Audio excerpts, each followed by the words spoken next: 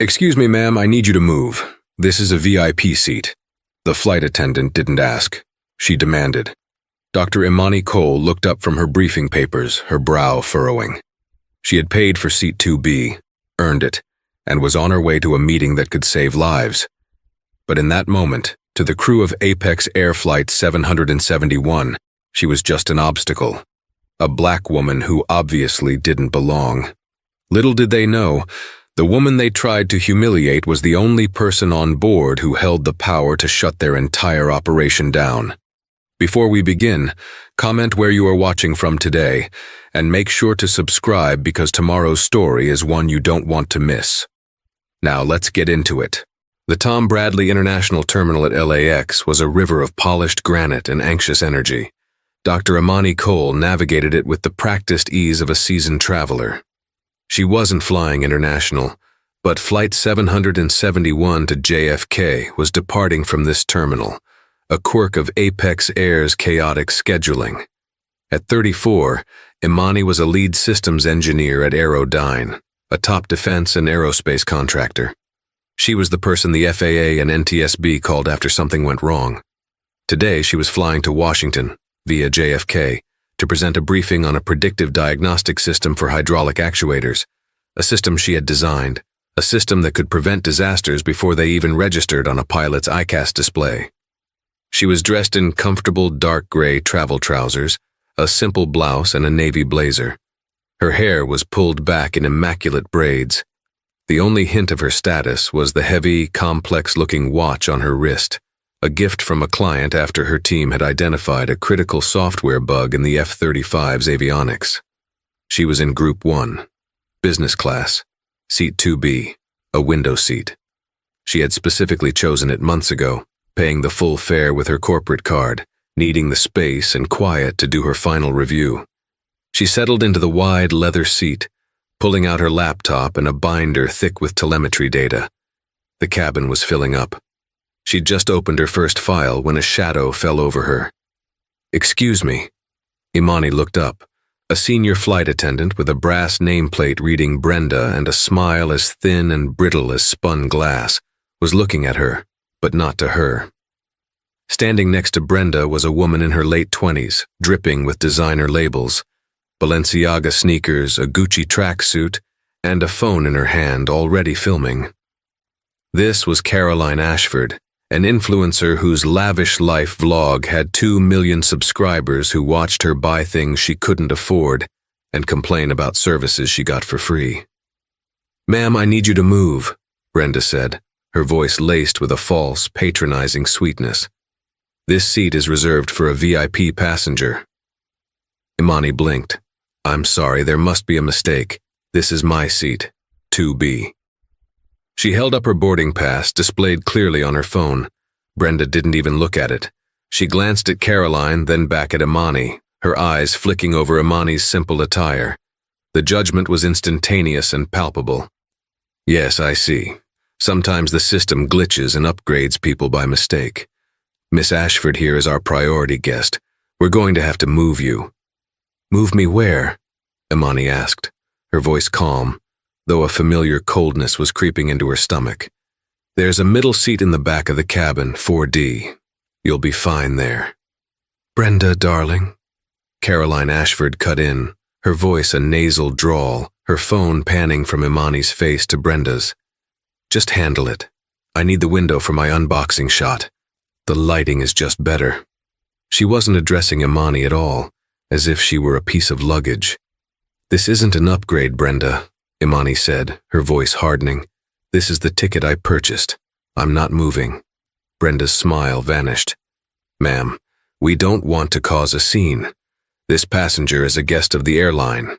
Now, if you don't move, I will have to call security and have you removed from the flight." The threat hung in the air, heavy and ugly. Other passengers were starting to stare. Imani saw the calculation in their eyes. The irate flight attendant, the flashy white celebrity, the difficult black woman. She knew how this story would be spun. She had a critical meeting. She couldn't afford to be arrested or delayed. "This is completely unprofessional," Imani said, her voice low and tight. "Just move, darling." Caroline sighed, waving a dismissive hand. It's just a seat. Some people just aren't used to this level of service and don't know how to act. The condescension was suffocating. Imani began packing her laptop. I will be filing a formal complaint against both of you, she stated. You do that, Brenda sniffed. But as Imani stood up, a man in the adjacent aisle seat 3C spoke up. He was older with a kind face, wearing a simple tweed jacket. This is absurd, he said loud enough for the cabin to hear. I'll switch with her. She can have my seat 4D. I'll take the middle. He looked at Imani. My name is Arthur Henderson. I saw her boarding pass. She's in 2B. This is harassment. Brenda shot him a look that could curdle milk, but she couldn't fight a voluntary swap. Fine, whatever. Just take your seats. We're already behind schedule. Caroline plopped into 2B without a word of thanks, immediately pulling out a pink jewel-encrusted neck pillow. Imani looked at Mr. Henderson. Thank you.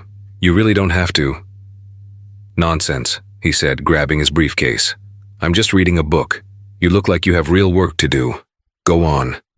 Humiliated, furious, and shaking with contained rage, Imani moved to 4D. It was, as promised, a middle seat, trapped between Mr. Henderson's temporary replacement and another businessman who immediately staked his claim to the shared armrest. Her quiet place to work was gone. She was wedged in, her blazer feeling tight, her dignity bruised. She stewed in silence, her laptop balanced precariously on her knees as the plane finished boarding, the injustice burning a hole in her concentration. The cabin door was sealed, the safety video played, ignored by all. Brenda, all smiles now, was personally serving Caroline Ashford a pre-departure glass of champagne in 2B, laughing at something obnoxious the influencer said. Imani closed her eyes, trying to refocus. Focus on the data. The meeting is what matters. She was reviewing a complex data stream from a test rig. It was a simulation of a Boeing 767, the exact model she was currently on, experiencing a slow hydraulic fluid leak from a slat actuator. Her system was designed to catch the noise in the data, the tiny anomalous telemetry signatures that predicted a failure hours before it became catastrophic. The engine spooled up with a deep resonant roar. The plane began its long, lumbering taxi toward the runway. Imani was trying to read a line of code when she heard it. It wasn't a loud noise. It was a faint, intermittent, high-frequency keen. It was a sound that shouldn't exist. It sounded like metal grit in a gearbox. A strained hydraulic whine, immediately followed by a dull thud. She paused.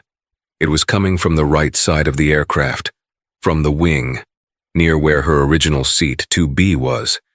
She looked over. Caroline was filming out the window, oblivious. The plane turned and the flaps were extended for takeoff. This time the noise was louder, a groaning shutter-click whine that lasted 3 seconds too long. Imani's blood ran cold. She knew that sound. It wasn't just plain noise. It was the exact auditory footprint of an actuator struggling against immense aerodynamic pressure. It was the sound of a system under-lubricated, or with a failing seal, forcing the hydraulic bypass to work overtime. She immediately unbuckled her seatbelt. The businessman next to her grunted. We're about to take off. I know. She scrambled into the aisle and hurried forward. Brenda was securing the galley. Brenda, Imani said, her voice urgent but controlled. You have to tell the captain to stop the takeoff. Brenda turned, her face a mask of disbelief. Get back in your seat. Right now. I'm not telling you again. You don't understand. I heard an actuator fault on the right wing. It sounds like a hydraulic bypass cycling. You're extending the flaps, and the number 3 slat isn't locking clean. Brenda stared at her as if she had grown a second head. A what? Ma'am, you are going to sit down, or I will have the pilot call security to meet us at the gate.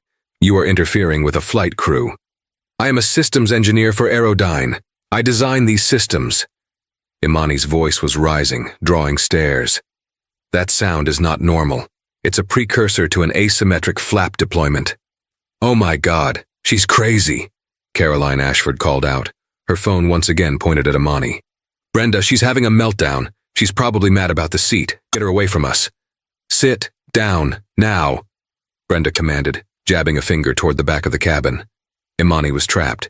If she refused, she would be restrained. If she shouted fire, she'd be arrested for creating a panic. She looked at Brenda's face, cold and implacable. The flight attendant wasn't just dismissive. She was enjoying this. She was enjoying putting Imani in her place. The engines roared to full power. The plane surged forward. Imani was thrown back, scrambling to get to her seat. She fell into 4D, her heart hammering against her ribs, not from fear of the confrontation, but from a deeper, more profound terror. She knew what a full slat of symmetry on takeoff or landing could do. It could flip the plane over. The plane rocketed down the runway. Imani braced, her eyes shut, listening. Thud whine, thud whine. The plane lifted off, banking hard over the Pacific. The gear retracted, the flaps came up, and the noise, mercifully, stopped. But Imani knew it hadn't gone away. The system was just no longer under load. The danger wasn't gone. It was waiting for the final approach into JFK. For the next 2 hours, the flight was deceptively calm. They crossed the Rockies, a sea of jagged white ice thousands of feet below. The cabin service began. Brenda fawned over Caroline, bringing her a different wine to sample, offering her extra desserts, and apologizing profusely for the unpleasantness earlier. She and the other flight attendants pointedly ignored Imani's call button for 30 minutes. When a junior attendant, Mark, finally showed up, he looked nervous. "Can I get you some water?" Imani asked. "Of course, ma'am," he said, avoiding her eyes. "Mark, wait," Imani said, stopping him. "What's your full flight crew designation?" I'm Mark Johnson. Why?" "Mark, I need you to listen to me very carefully. I am Dr. Imani Cole, FAA Consultant 778B. I work for Aerodyne. I am not crazy and I am not hysterical. There is a high probability fault in the right-wing slat assembly. I heard it on taxi and takeoff. I need you to pass a message to the flight deck. Tell them to check the EICAS for any abnormal hydraulic pressure readings on System B, specifically related to the outboard actuators." Mark's eyes widened. She wasn't yelling. She was speaking with the clipped, terrifying precision of an expert. A hydraulic. Just give them that message, please. Do not tell Brenda. Just go to the cockpit and give them that message." Mark nodded, a bead of sweat on his brow. Okay, Dr. Cole." He hurried away. Imani watched him.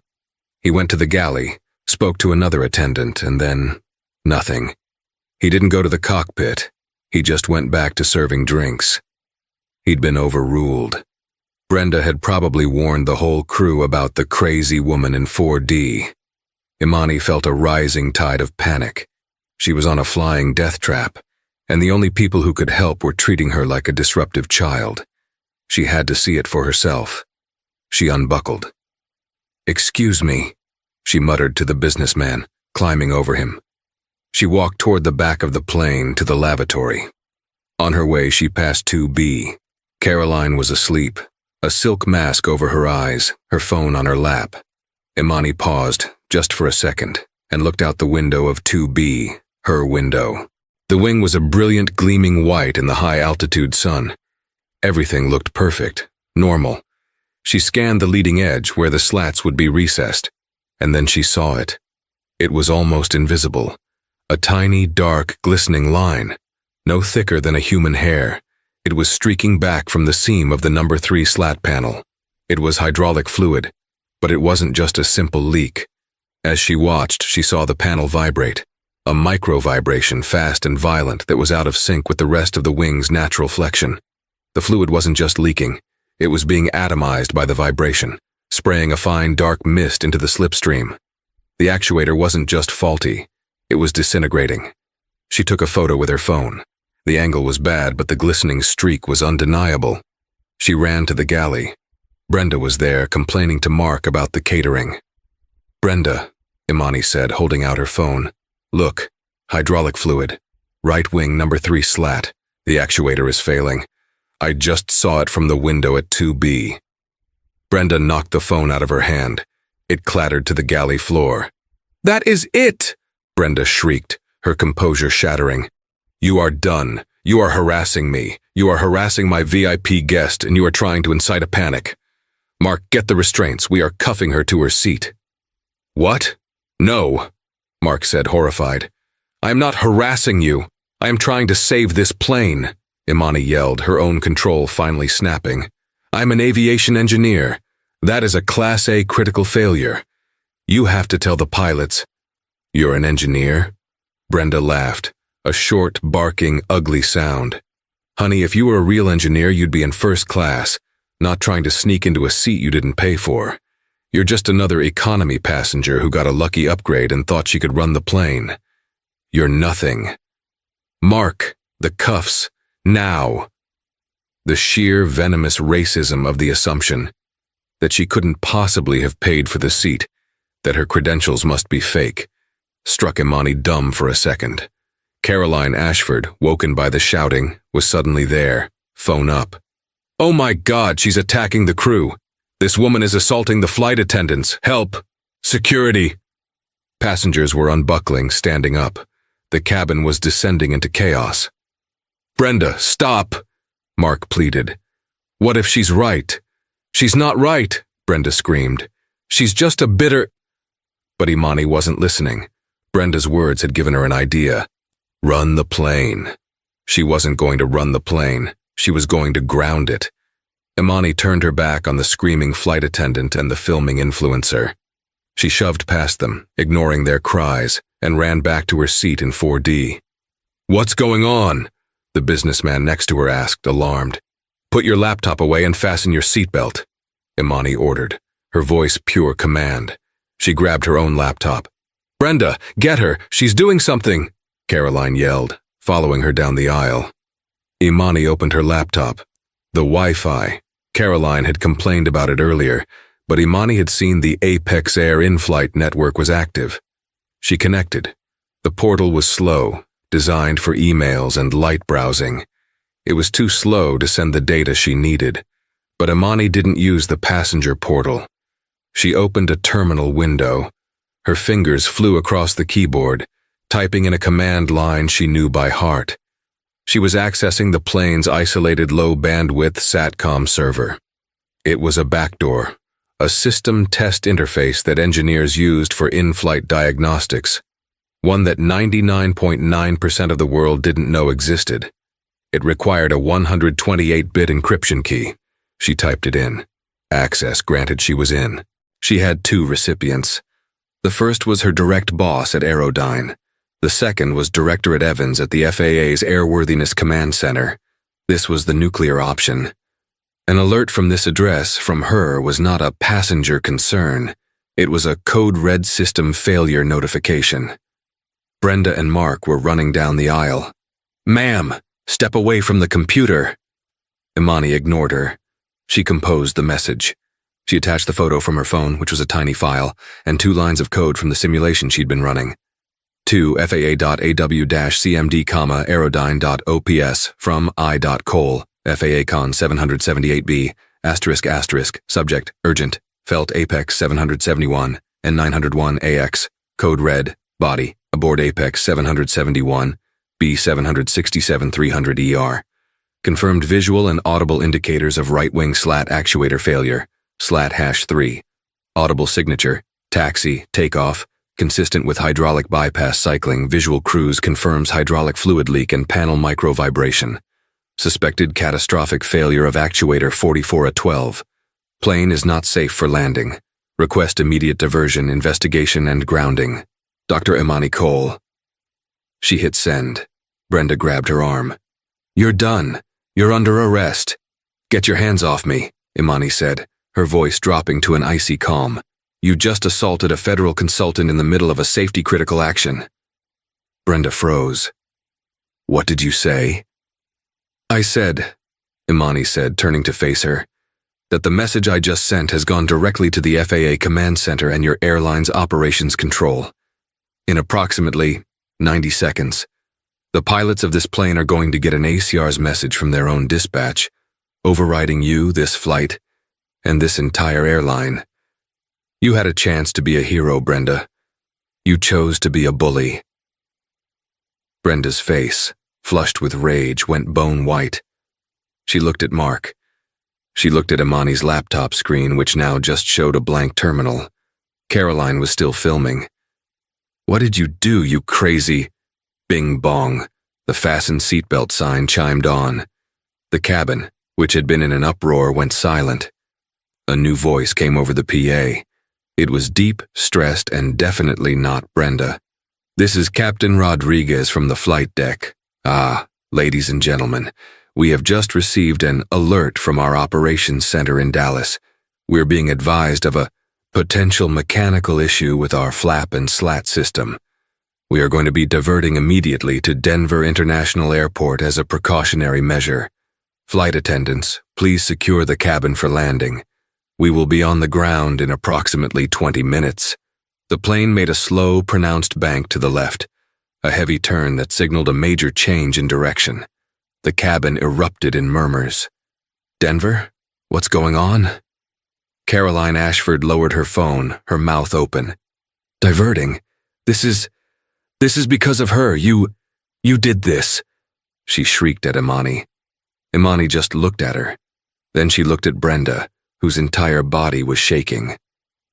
"You were warned," Imani said quietly. "Now, if you'll excuse me, I'm going to brace for landing. I suggest you all do the same. This is going to be rough." The descent into Denver was the most terrifying 20 minutes of Imani's life. She knew exactly what was happening in the cockpit. The pilots would be running the non-normal checklists, trying to get a green light on the flap system. They wouldn't get one. They would be forced to perform a flaps up or partial flaps landing. This meant their landing speed would be dangerously high. The plane shuddered as it descended through the turbulent mountain air. Brenda and Mark were white-knuckling it in their jump seats, their earlier conflict forgotten, replaced by pure, shared terror. Imani could feel the speed. The ground was rushing up far too fast. The engines were roaring in reverse thrust before the wheels even touched the tarmac. Wham! The plane hit the runway with a bone-jarring impact that threw passengers against their seatbelts. It was a controlled crash. The auto brakes engaged with a violent, grinding shudder. Imani felt the plane fishtail slightly as the pilots fought the asymmetric drag, the very thing she had warned about. Finally, after what felt like an eternity, the 767 slowed and taxied off the main runway. It didn't go to a gate. It was directed to a remote hardstand far from the main terminal. As they coasted to a stop, the cabin was silent, save for a few quiet sobs. Then they looked out the windows. The plane was surrounded. Flashing lights, airport fire trucks, emergency vehicles, and two dark SUVs that had FAA emblazoned on the side. A mobile staircase was wheeled to the door. The captain came on the PA, his voice shaky. "Ladies and gentlemen, we are safe. Please remain seated. We will be deplaning here. Please take all your personal belongings." The cabin door opened. It wasn't the ground crew who entered. It was three people, two men in dark suits, and the Apex Air Denver station manager, a harried-looking man named Mr. Davies. One of the suited men looked at the manifest in his hand, then looked down the aisle. "Dr. Imani Cole?" Imani stood up. "I'm Dr. Cole." The agent flashed his badge. "Agent Kincaid, FAA, thank you, doctor. You did the right thing. Please come with us. We need your full statement immediately." As Imani walked past 2B, Caroline Ashford, for the first time, was silent, her camera off. As Imani reached the galley, Agent Kincaid turned to Brenda. "You are Flight Attendant Brenda Riley?" Brenda nodded, her face ashen. "You are to come with us as well. You're grounded, pending a full investigation. Surrender your crew credentials to Mr. Davies." I was just—" Brenda stammered. "Surrender them," Kincaid repeated, his voice like ice. Mr. Davies spoke to the rest of the cabin. "Folks, we're going to have buses here momentarily to take you to the terminal. We apologize for the inconvenience." Imani, Agent Kincaid, and a now weeping Brenda were the first ones down the stairs. A third agent, Agent Riley, was waiting at the bottom, already looking at the wing. "Look at this," Riley called out, pointing a high-powered flashlight at the leading edge. Imani walked over with him. The wind was cold. In the harsh glare of the flashlight, the damage was horrifying. The entire number 3 slat panel was buckled. The micro-vibration had torn it from one of its guide rails. The glistening line of hydraulic fluid was now a torrent, gushing from a completely fractured actuator casing and pooling on the tarmac. A maintenance technician, already suited up, crawled under the wing. He was there for less than 10 seconds. He scrambled back out, holding a jagged piece of metal in his gloved hand. It was the head of the actuator rod. It had snapped clean in two. "My God," the tech said, his voice muffled. "She's right. It sheared off." If they had tried a full flap deployment where this entire slat would have ripped off the wing, it would have taken the aileron with it. Agent Kincaid looked from the broken part to Imani. "Dr. Cole," he said, his voice grim. "I think you just saved the lives of everyone on this plane." Brenda let out a small, strangled sound and collapsed onto the tarmac. Imani sat in the sterile, windowless FAA field office at Denver International. A hot cup of coffee was in her hands. For the next 3 hours, she gave her statement. She wasn't a passenger. She was an expert witness. She detailed the exact sound, the frequency, the comparison to her lab simulations. She explained the visual cues, the atomization of the fluid, the micro-vibrations. Agent Kincaid and Agent Riley listened, their expressions growing more and more grim. "This part," Kincaid said, holding up the bagged, sheared actuator rod, "was just installed 2 months ago during a C-check. It shouldn't fail. Not like this." "It's a fatigue fracture," Imani said, pointing to the crystalline structure of the brake. "But it's been accelerated. Look at the scoring around the collar. That's a bad install. It was cross-threaded or over-torqued. It's been under stress since the moment they put it in. The maintenance logs from LAX this morning for this specific aircraft and 901AX were signed off," Agent Riley said, reading from a tablet. "Supervisor's signature, all green. They inspected this exact system. Then they didn't inspect it," Imani said. "Or they lied." Kincaid made a call. "Get me the hangar cam footage from LAX, stand 14B, from 0400 to 0900 this morning. And I want the full employee roster for the maintenance crew and the ground crew for Flight 771. For an hour, they dug. The story that emerged was not one of a single faulty part, but a cascading failure of human negligence, arrogance, and a corporate culture that valued VIPs over safety. The twist wasn't just the part. It was why the part had been allowed to fail.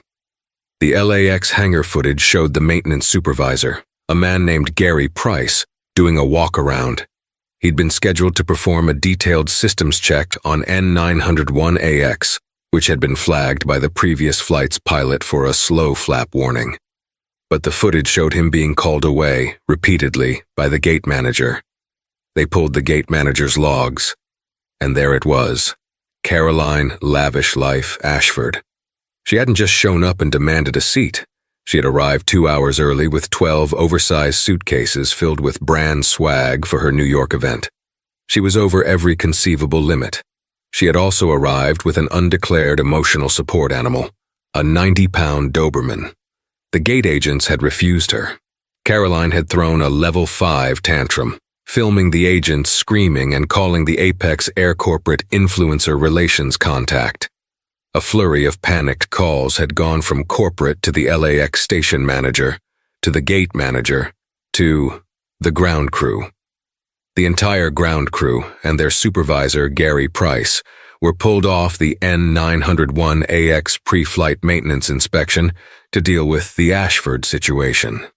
They were ordered to bypass standard baggage protocol, manually load all 12 of her bags, and find a way to get her dog cleared and crated. The maintenance check on the faulty actuator was never done. The supervisor, stressed and pressured to get the plane to the gate on time for this VIP, had signed the maintenance log remotely from the gate without ever having laid eyes on the wing. And then, the final, sickening link.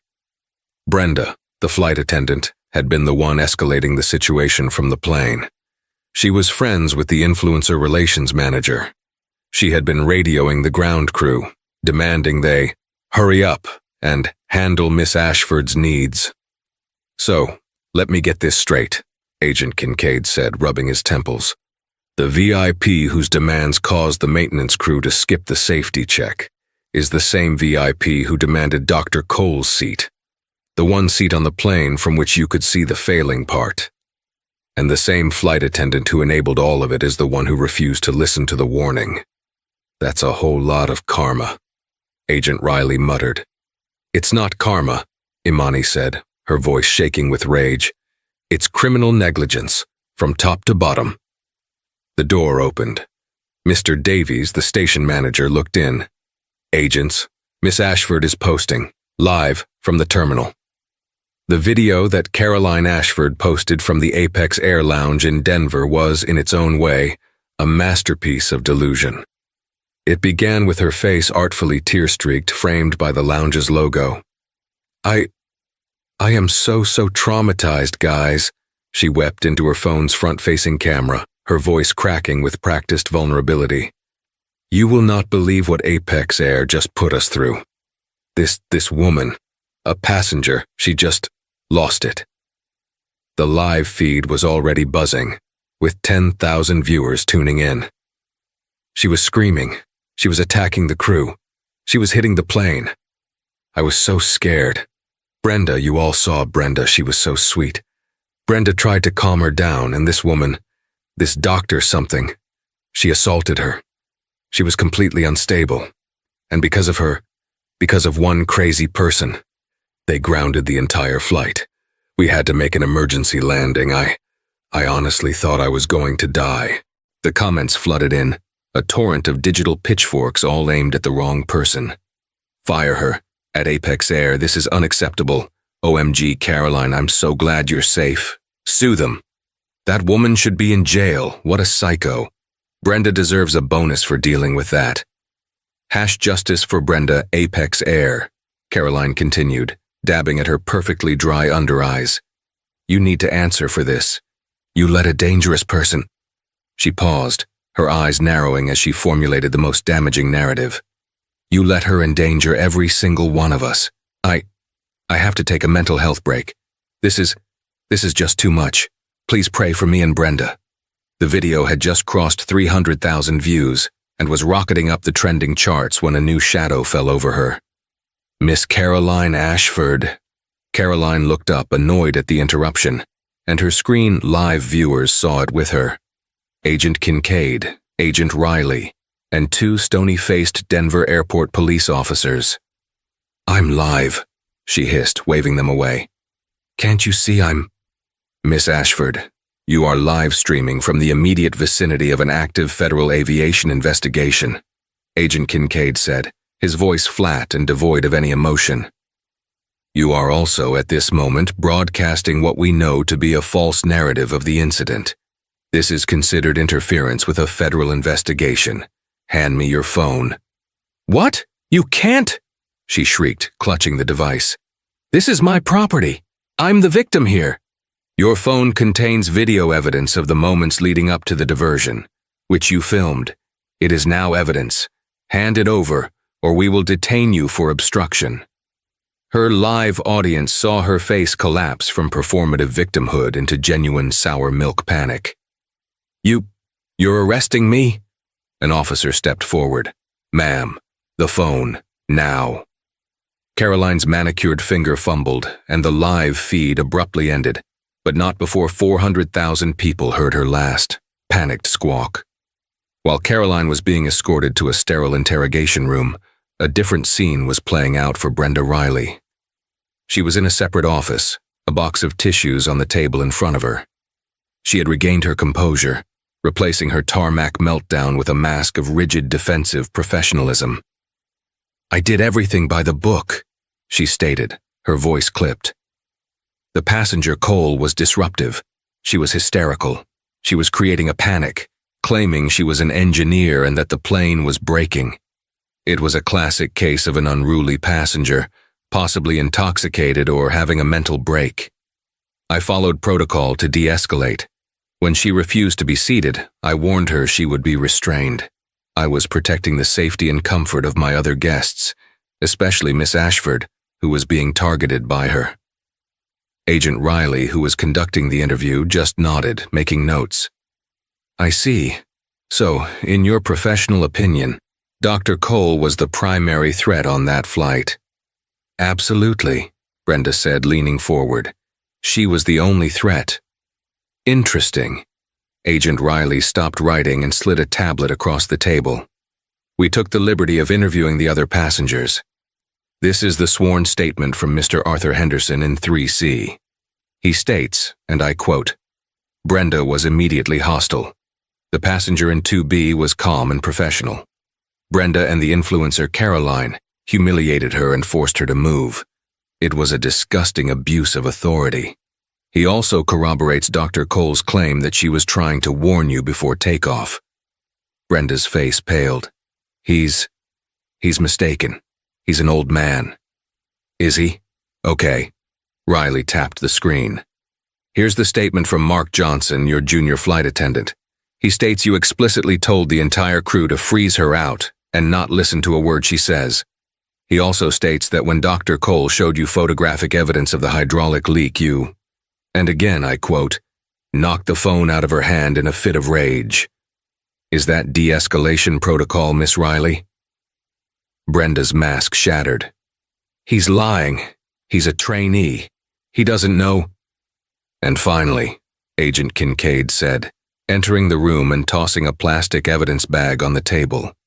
In it was the jagged, sheared head of the actuator rod. This part was recovered from the runway in Denver after it fell off your aircraft during landing. The NTSB's preliminary finding is that if Dr. Cole had not forced the diversion, this actuator's failure would have caused an unrecoverable asymmetric slat deployment on final approach, leading to a catastrophic loss of control and the deaths of all 188 souls on board. You didn't just ignore a disruptive passenger, Miss Riley. You ignored a direct, credible, and correct warning that would have saved this flight. Brenda looked at the broken piece of metal. She looked at Kincaid's face, and for the second time that day she collapsed, this time in a heap of dry, racking sobs, the guttural sound of a life ending. The karmic fallout was not a gentle shower, it was a nuclear winter. For Caroline Ashford, her detention was short, but her destruction was absolute. The moment the FAA released its preliminary report, the real story broke. Mr. Henderson gave a scathing interview to the Washington Post titled, The Angel of Apex 771, How a Black Engineer Saved Us from the VIP Who Doomed Us. The story detailed it all, how Caroline's tantrum over her 12 bags and her Doberman had pulled the entire maintenance crew, including Supervisor Gary Price, away from their critical safety inspection. How Price, to appease the VIP and get the plane to the gate, had falsified the maintenance log, and how Caroline, the source of the initial negligence, had then compounded it by demanding the seat of the one person who could have spotted the error. The public tide turned with a ferocity that was terrifying to behold. Her social media was inundated. The hashtag #FlightRisk trended for a week. The comments on her last panicked video were a digital graveyard. Her lavish life vlog was suspended by YouTube for platforming dangerous misinformation and interfering with a federal investigation. The brand she was flying to New York to meet dropped her with prejudice. Balenciaga, the maker of her tracksuit, released a terse statement. Balenciaga is terminating its relationship with Caroline Ashford, effective immediately. We have no tolerance for behavior that willfully endangers public safety and demonstrates such profound arrogance. But the legal ramifications were worse. Apex Air's insurance company, facing hundreds of millions in claims, sued her in civil court for $2.80 million, the full cost of the diversion, the emergency services, the repair to the aircraft, and the rebooking of all 188 passengers. She was also named as a primary co-defendant in the class action lawsuit filed by the other passengers for gross negligence and willful infliction of emotional distress. Faced with indefensible evidence, her own videos, the maintenance logs, she was bankrupted in 6 months. For Brenda Riley, She was fired before Flight 771's passengers had even boarded their new plane. Her friend in corporate relations was fired an hour later. The FAA convened an emergency tribunal. It lasted 11 minutes. They played Mark's testimony and showed the photos of the wing. Her flight certification was permanently revoked.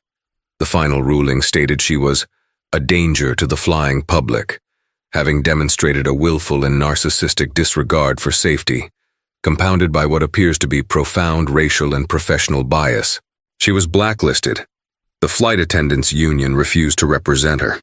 She tried to get a job as a gate agent in another state, but her name was on the federal no-fly list, let alone a no-hire list. The last she was seen, she was working a seasonal retail job at a mall kiosk in suburban Illinois, a ghost of the authority she once wielded. For Apex Air, the corporation bled. The stock, APX, plummeted 44% overnight, wiping out $2 billion in market value. The FAA grounded their entire fleet of 767s for emergency strut-to-actuator inspections, canceling thousands of flights and stranding tens of thousands of passengers. The story was a late-night punchline. Clout Air, the airline that would literally rather crash than inconvenience an influencer. The CEO was fired by the board in a brutal 8 a.m. meeting. His replacement, a fixer named Helen Vance, was brought in to stop the bleeding. The $14.5 million fine from the FAA was just the beginning.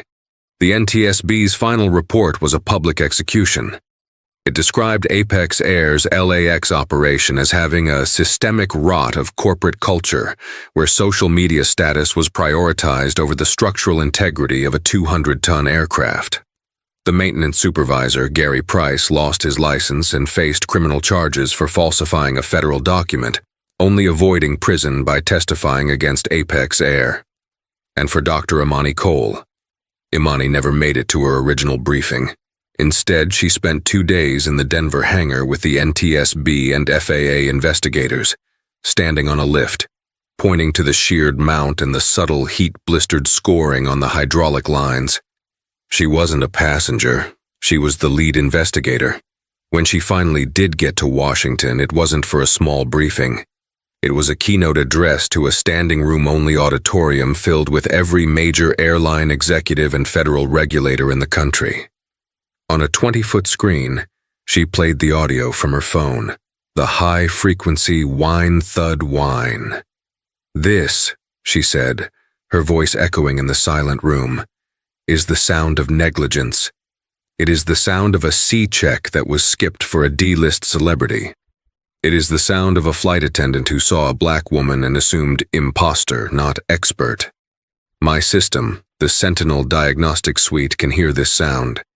It can predict this failure 300 flight hours in advance. The machine was ready to listen. The question is, are you..." Her Sentinel system was fast-tracked for industry-wide adoption within a year. The day after her speech, she received a call from Helen Vance, the new CEO of Apex Air. "Dr. Cole," Vance said, her voice gravelly, "I am not going to waste your time with hollow apologies. We failed you. You saved us. The $5 million donation in your name to the Howard University STEM program is the first wire transfer I authorized this morning. The lifetime first-class fly-anywhere pass on any airline on us is the bare minimum. But I am asking for more." "More?" Imani said, her voice wary. "We are retaining Aerodyne, effective immediately. We want you to design our new safety culture. From the hangar floor to the cockpit door. We want you to personally lead the retraining of every pilot, flight attendant, and maintenance supervisor we have. Name your price." Imani was silent for a long moment. "My price, Miss Vance, is that you actually listen. This time you all listen." "We will," Vance said. "We have 14.5 million reasons to. The new training module will be mandatory. We're calling it the Cole Protocol, safety above status." 6 months later, Imani was in seat 1A on a brand new Apex 787. The airline's new livery was a simple, stark white, with the new motto on the bulkhead, "Safety, above all." A senior flight attendant, a man with kind eyes, was checking the manifest. He stopped, looked at her, and his eyes widened. "Dr. Imani Cole? The Dr. Cole?" Imani nodded, bracing herself. The man's face broke into a massive, genuine smile.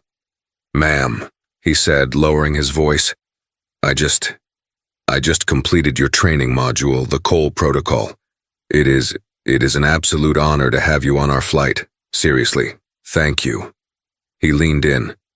"Can I get you anything before takeoff? Champagne, anything you want. It's on the house. It's on all of us."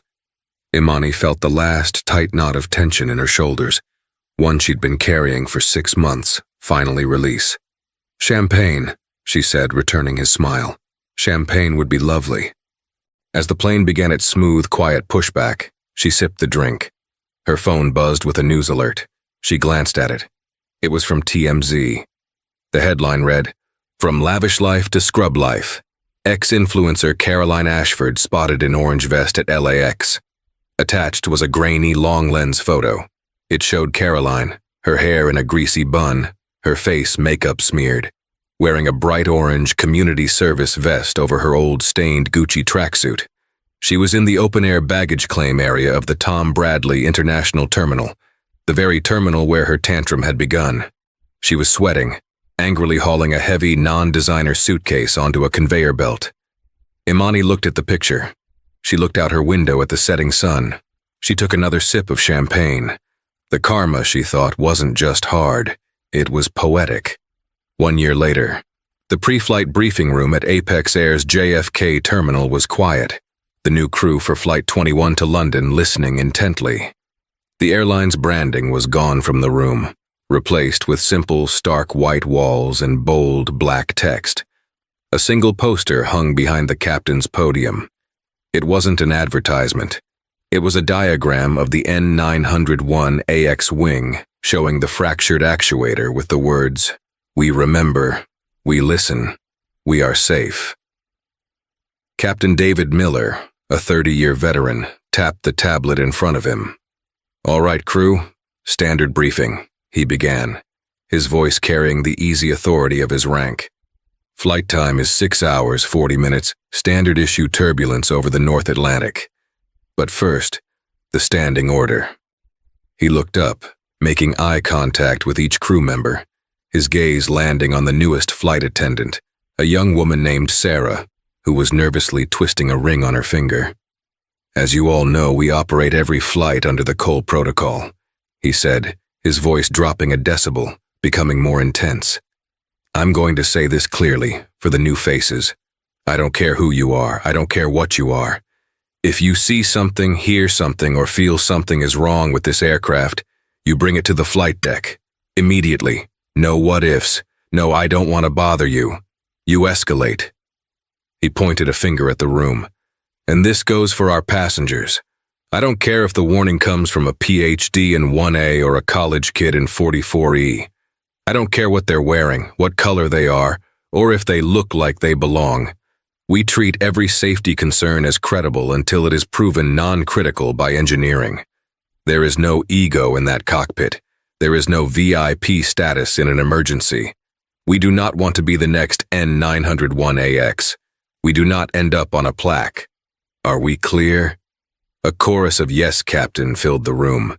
Later, as they prepared the cabin, Sarah, the new attendant, was stocking the galley with a senior flight attendant, a man named Paul, the same one who had personally thanked Imani months earlier. "He wasn't kidding, was he?" Sarah whispered, her eyes wide. "The Cole Protocol, it's intense." Paul stopped stacking cups and looked at her. "Kidding. Sarah, 2 months ago, a passenger in economy on the Dallas to Chicago run thought he smelled ozone. Just a faint whiff," he told the flight attendant. She told the captain. The captain diverted to Gander. "Gander? For a smell?" "For a smell," Paul affirmed. They grounded the plane, bussed the passengers. Maintenance tore the galley apart. You know what it was? A single faulty wire in a coffee maker, arcing behind a panel.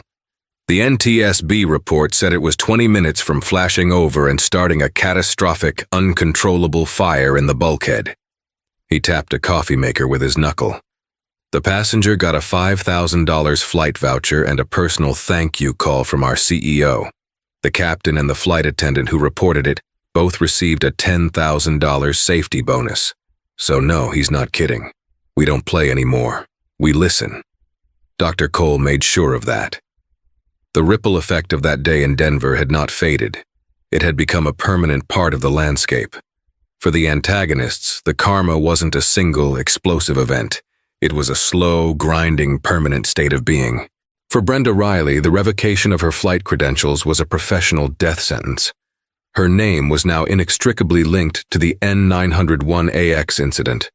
She tried to sue for wrongful termination, but the case was thrown out in summary judgment when Apex's lawyers presented Mark's testimony and the audio recordings of her harassing Imani. She was in a small, gray interview room at a mid-level insurance firm, applying for an office manager position. The regional manager, a man half her age, was scrolling through his screen. "It says here your last role was," he squinted, "senior cabin manager at Apex Air. That's a position of responsibility. Why did you leave?" I was looking for a new challenge," Brenda said, her voice a practiced, upbeat lie. "Something on the ground. I felt I had hit the ceiling, so to speak." The manager typed her name, Apex Air, and Riley, into Google. His smile didn't waver, but his eyes went cold. He read for no more than 15 seconds. Oh my. He cleared his throat, closed the browser tab, and shut his laptop. "You know," he said, standing up and smoothing his tie, "I've just remembered. This position was actually filled internally this morning. My apologies. HR must have forgotten to take the posting down. Thank you for your time." Brenda sat there for a full minute after he left, the fabricated smile frozen on her face. It was the 7th interview she'd had that month. It was the 7th time it had ended this exact way. Her name was toxic. She was a living case study in what not to do. Her professional life was over. For Caroline Ashford, the descent was even more public. Bankrupted by the civil suits and the insurance company's relentless legal action, she had lost her condo, her car, and her lavish life brand, which was now a registered trademark for a line of toilet bowl cleaners. Her parents, mortified by the public shame and the cost of her legal defense, had finally cut her off. Her community service was not just at LAX. It was a targeted, specific sentence.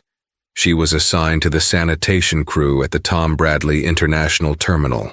One Tuesday, she was on her hands and knees, scrubbing a truly disgusting mess in the men's lavatory near the departure gates.